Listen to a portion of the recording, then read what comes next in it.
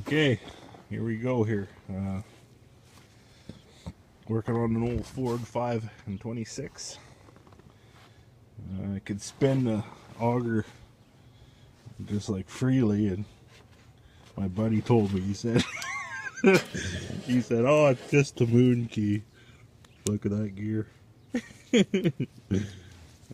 Just the moon key. I don't know. I think the moon key got eaten by it, but you never know, right, until you rip it apart. So anyways, that's I don't know where a guy could get these gears, but that see, now if they would have made that, key, at least this is a good point actually. If they would have made that key able to shear and not go through the whole worm gear, it would have been alright. But they made it strong, and I guess, you know, considering what the auger has to drive through ice and snow, they have to make a solid key, so there's not much way around it other than, well, the other thing is it could be that somebody put the wrong bolts in they should have been shear pinned. The auger blade should have been shear pinned, and they should have broke before this damage happened.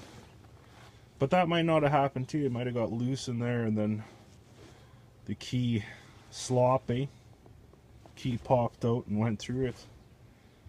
But she's chewed. So that old snowblower is going to be put on hold for a while. That's kind of cool. It's a 5 horsepower, and it's got electric start, so just that alone is good, you know. So if a guy can find another gearbox or something.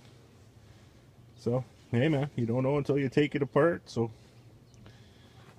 that's about it. So yeah, so that was the problem. I think that was the problem, is that they hit into something and it just kept going, and it sheared the key popped out, or something got in there and it just couldn't handle the torque.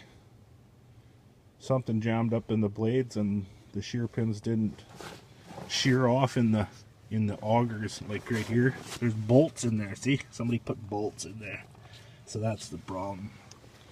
Anyways, so this should have been the proper key. This is a good example for shear pin keys. We'll call that video that. Right on. Stay tuned, folks.